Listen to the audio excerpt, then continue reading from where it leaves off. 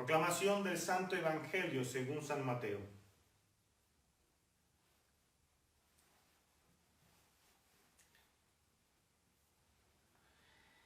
En aquel tiempo se acercó uno a Jesús y le preguntó: Maestro, ¿qué tengo que hacer de bueno para obtener la vida eterna?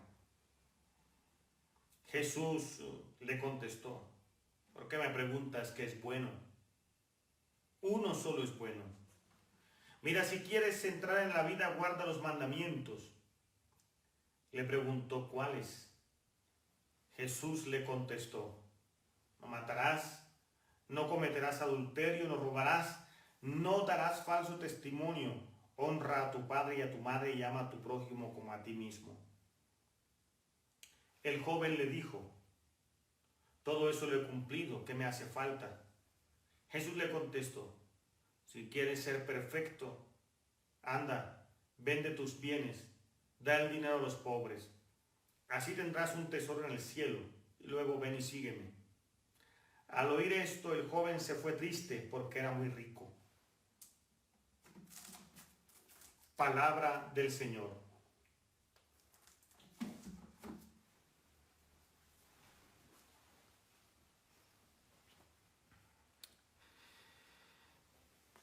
Cada día el Evangelio, a mí por lo menos, yo no sé a ustedes, y supongo que sí, me da la posibilidad de confrontar mi vida, de cómo va mi vida.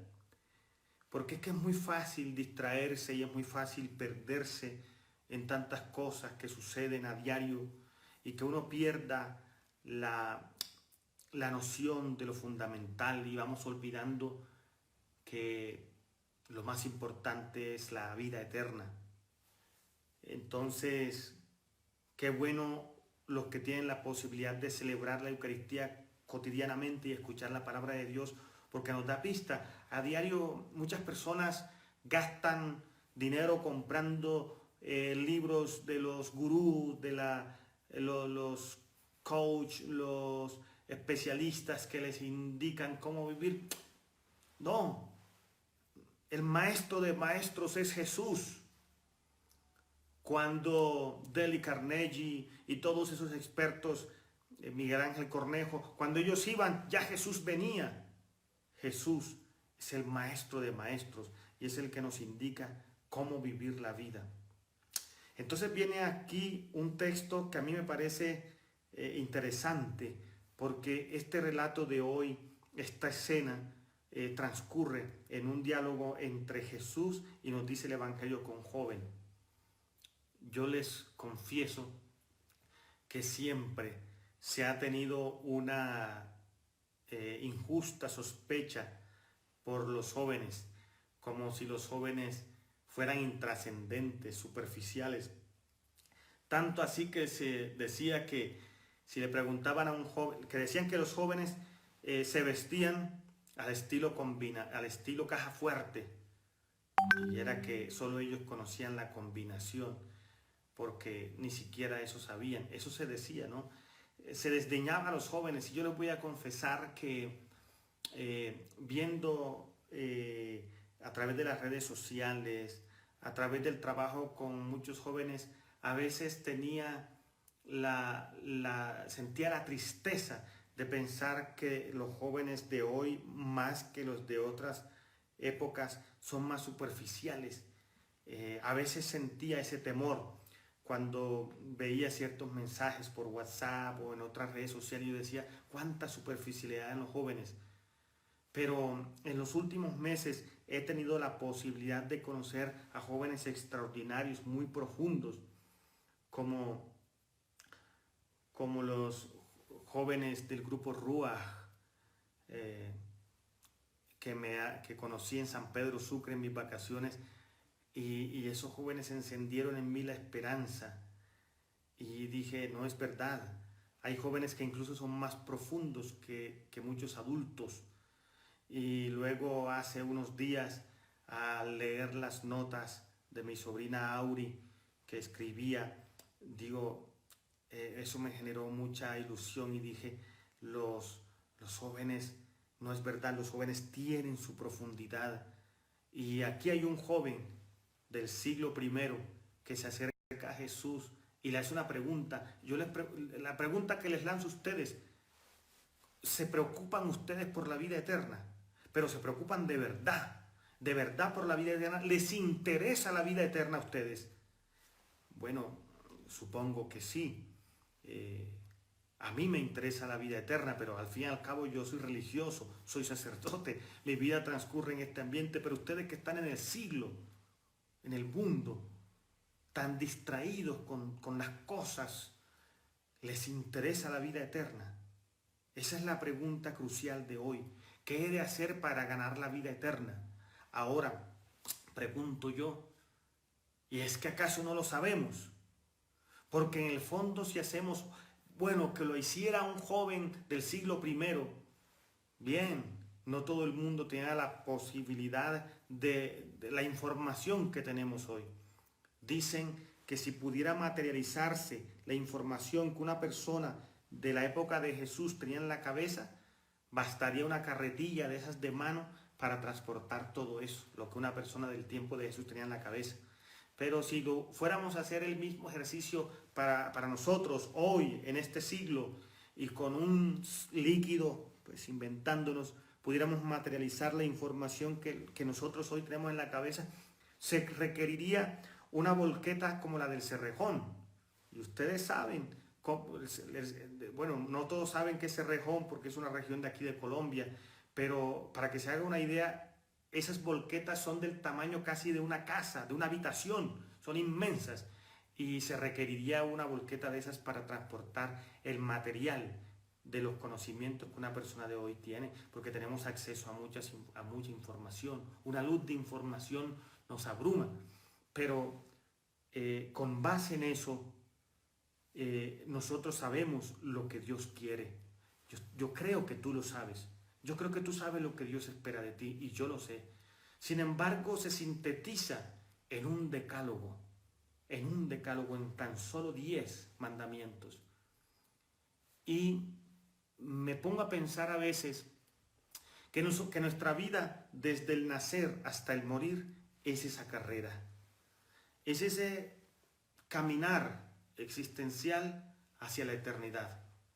Pero hay muchos caminos en la existencia, y no todos los caminos, como en la época del Imperio Romano, que era tan extendido que cualquier camino conducía a un lugar que pertenecía al Imperio Romano, estuviera donde estuviera en el mundo entonces conocido. Y por eso se decía que todos los caminos conducen a Roma, porque Roma tenía territorio en todas partes, como después va a decir el rey Sol de España, que en su imperio nunca se ponía el sol, porque tenía tan territorio en Oriente. Pero créanme que en la vida eterna no es así. No todos los caminos que se nos presentan a nosotros nos llevan a la vida eterna. Créanme, por mucho que quisiéramos, por muy atractivos que sean, no todos los caminos que nosotros tomamos nos llevan a la vida eterna. Antes nos pierden. Y lo peor de todo, lo peligroso de estos caminos es que nos fascinan, son fascinantes, nos cautivan y nos parece tan chévere. Y lo peor aún, como para colmo de males, muchos de estos caminos se han legitimado y para las generaciones que vienen, incluyendo la nuestra, parecen cosas normales. Es una vida que transcurre en unas costumbres y en unas prácticas y un modo de vida que para nosotros es normal, pero que para la vida eterna no es, sino lo que nos aleja de ella.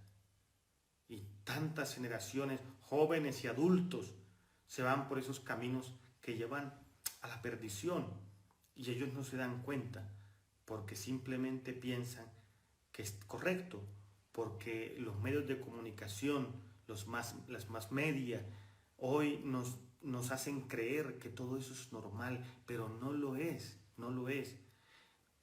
Hace unas décadas yo tengo una memoria selectiva.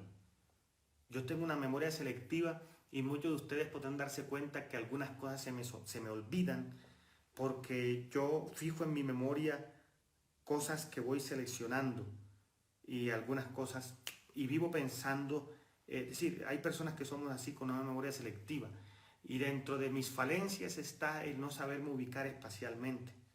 Yo puedo ir 75 veces a la casa de algunos de ustedes y 75 veces me pierdo. Y yo recuerdo cuando yo decía, hace unos años, unas décadas, yo decía, ojalá algún día se inventen algo que lo lleve a uno a las direcciones. Y miren, no es que yo sea Julio Verne, que tenía esa visión tan interesante, pero fue una casualidad que después se inventara el GPS. El GPS para mí es la invención más extraordinaria, porque ya yo pongo la dirección y me voy en un carro solo y allá llego. Si no existiera eso, yo daría muchas vueltas. Y en la vida, en la existencia, piensen ustedes que ustedes quieren llegar a la vida eterna y tienen esa pregunta como este joven rico. La pregunta de qué tengo que hacer para obtener la vida eterna. Pregúntense ustedes, ¿qué tengo que hacer para llegar allá?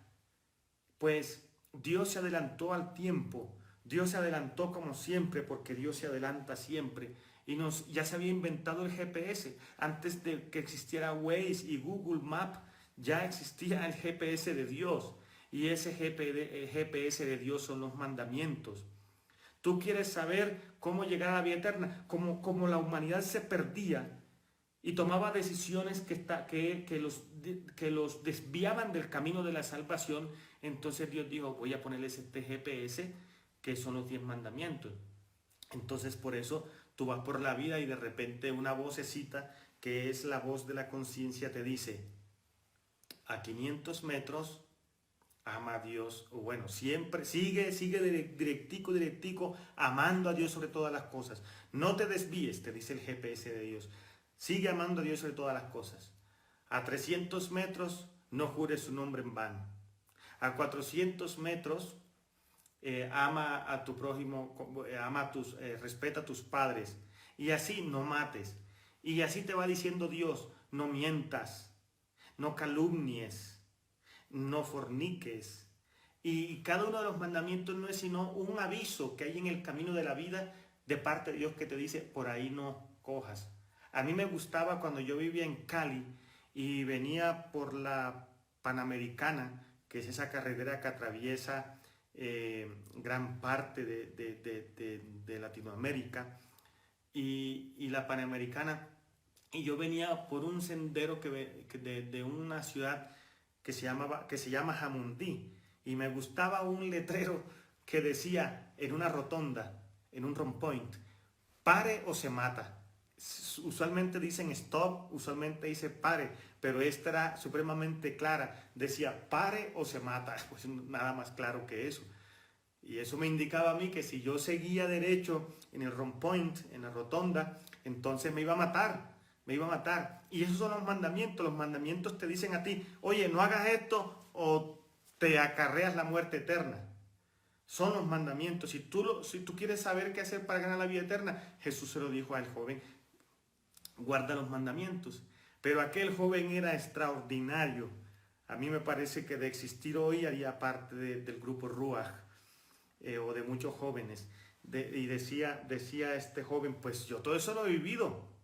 Y muchos de ustedes dirán, pues yo he vivido eso. Yo voy a terminar con lo que Jesús le dice, porque es curioso. Nos dice el Evangelio que aquel joven era rico. Y Jesús le dice, bueno, listo, has cumplido los mandamientos, solo te falta una cosa. Anda, vende lo que tienes y dale el dinero a los pobres y luego ven y sígueme. ¿Por qué Jesús le pediría eso a este joven? Es decir, parece como si Jesús estuviera buscándole la caída al muchacho y como que no quisiera que ganara. Porque el muchacho le dice finalmente, o dice el Evangelio, que el muchacho se fue triste, porque era muy rico. Se fue triste. ¿Qué indica esto? ¿Qué es lo que busca Jesús? Buscaba liberarlo. No es que tú ahora tienes que vender todo lo que tienes para seguir al Señor, no. Pues hombre, si sientes esa emoción del Espíritu y quieres hacerlo, pues hazlo. Pero ¿qué es en el fondo esto? No se trata de dar. Yo me acuerdo cuando entré a la comunidad franciscana al postulantado en el año 97. Mi hermano Martín, que está aquí, que me fui a despedir de la Cartagena, me dijo, te voy a comprar una ropa o unos zapatos que quieres. Yo le dije, cómprame una sandalia. Yo no sé si él se acuerda de eso, yo no lo he olvidado, porque los frailes son pobres. No exactamente. Y recuerdo que cuando llegué al postulantado repartí todas las cosas que tenía. Las repartí. Y repartí un reloj, varias cositas. Y después terminé teniendo cosas más finas que las que había dejado. Porque de eso no se trataba y porque la pobreza empezaba en el corazón. Es decir, el meollo de esto que es un corazón desapegado. ¿Cuál es la síntesis de esto? Si tú quieres que Dios reine en tu corazón, no puedes tener apegos ni a tus hijos, ni a tu esposo, ni a tu esposa, ni a tus padres, ni a tus hermanos, y mucho menos a ninguna cosa que posees en este mundo. Es lo mismo que sucedió con Abraham cuando Dios le pidió que sacrificara a su hijo, porque Abraham terminó amando más a su hijo que a Dios. ¿Qué es lo que tú amas? ¿Qué es lo que te genera apego? ¿De qué se te dificultaría hoy desprenderte?